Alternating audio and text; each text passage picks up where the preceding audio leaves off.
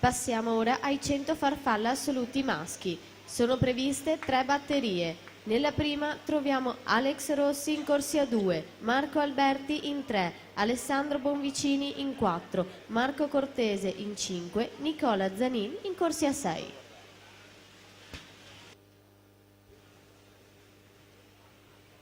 Allora seguiamo questa batteria conclusiva. Veronica Lucchese di nuovo in acqua in corsia numero 4, anche lei le fatiche dei 400 stile in apertura di programma.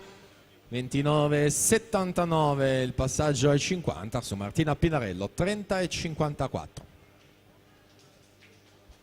Riferimento per la prima posizione di Sara Maragno, 1,4,66.